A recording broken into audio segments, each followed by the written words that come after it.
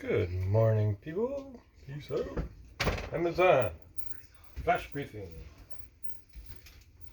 Jamie, here's the latest from your flash briefing. In NPR News.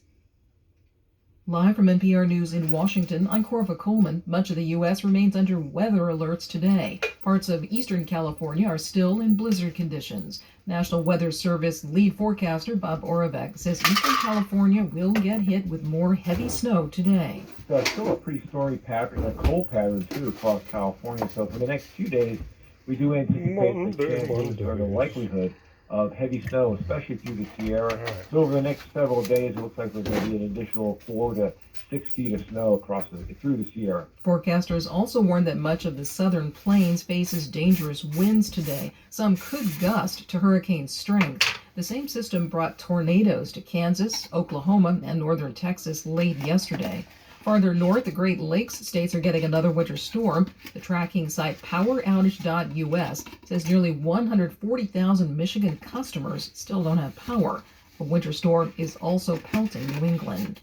The EPA says that teams can resume shipping contaminated waste away from the site of a toxic train derailment. The shipments were paused after lawmakers in Michigan and Texas raised concerns about waste being disposed in their states. Member station WDET, Quinn Kleinfelter has more. Norfolk Southern was in sole charge of transporting contaminated soil and liquid away from the site, but the EPA began reviewing the railroad's safety protocols after Michigan and Texas officials complained they were blindsided by news that the hazardous waste would be dumped in their states. U.S. EPA Region 5 Administrator Deborah Shore says truckloads of the soil are now in Michigan and thousands of gallons of firefighting liquid in Texas. That material was already vetted and is at those facilities, but they are not currently accepting anymore. We're exploring to see whether they have capacity. She says new shipments of the contaminated waste head for 2 sites in Ohio today. For NPR News, I'm Quinn Kleinfelter in Detroit. Stocks opened higher this morning after a sharp sell-off last week. NPR's Scott Horsley reports the Dow Jones Industrial Average rose about 290 points in early trading. Last week was the stock market's worst so far this year, as investors reacted to worrisome reports on inflation and consumer spending. Several more big retailers are set to report earnings this week, including Target, Macy's, and Best Buy. Stock in Union Pacific rebounded this morning after the railroad announced plans to replace its CEO. The shares have taken a beating over the last year amid complaints from customers and regulators about rail service and delays. Some investors have been calling for leadership change. New orders for durable goods had a rough landing last month, weighed down by a drop in airplane orders. Stripping out transportation, orders for other long-lasting factory goods were higher. Scott Horsley, NPR News, Washington. On Wall Street, the Dow is now up more than 300 points, or nearly 1%. This is NPR. Federal investigators are examining the crash of a medical transport flight in northern Nevada. All 5 people aboard the plane were killed. From member station KUNR, Bert Johnson has more. National Transportation Safety Board Vice Chair Bruce Landsberg says preliminary evidence suggests the aircraft broke up while it was still in the air. But the aircraft didn't have any flight data recorders. Nor was it required to. This is something that the NTSB would like to see the FAA require on these airplanes. Landsberg also says there were reports of ice and moderate turbulence when the plane departed Reno for Salt Lake City, but that it was built to fly in those conditions. A final report on what caused the crash won't come for at least a year.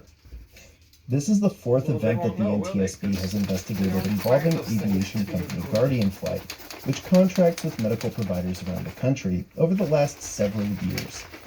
For NPR News, I'm Bert Johnson in Reno. The NAACP Image Awards were held over the weekend. One of the guests was WNBA star Brittany Griner. She was released from a Russian prison last December in a prisoner exchange.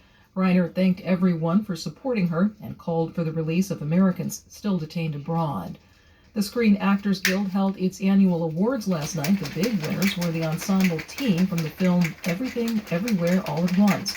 Best Actress was Michelle Yeoh. Best Supporting Actor and Actress were Ke Huy Quan and Jamie Lee Curtis from the same film. Best Actor was Brendan Fraser for his film The Whale. This is NPR News. What's happening on NPR Podcasts? More neighborhoods. More identities. Skip. In weather. Right now in Seattle, it's 35 degrees Fahrenheit with flurries.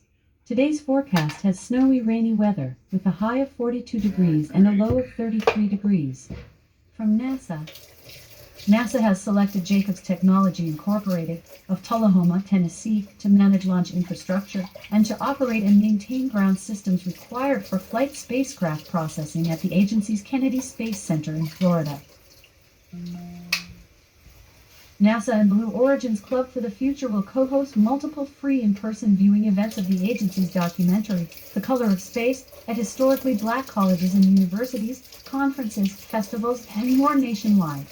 The documentary is a conversation between 7 current and former black astronauts, each of whom were selected. Members of the media and public are invited to participate in NASA's Imagine Aviation, a free, virtual event focusing on how the agency transforms research innovations into new possibilities for aviation for the benefit of humanity. Sessions run from Tuesday, February 28th to Thursday, March 2nd. All right. NASA will provide live coverage of key events as an uncrewed Roscosmos-Soyuz spacecraft launches and docks to the International Space Station. Okay, That's all for your flash briefing. Right, thank you. Amazon, tell us a joke. What do you hear when a dragon sings? The fire alarm. Okay. That could be funny for a little kid, maybe. What do you hear when the dragon sings? Fire alarm. Ah. Okay, well, thanks. I do feel briefly flashed. Have a wonderful Monday. Or Tuesday, whatever part of the world you're in. Peace and love.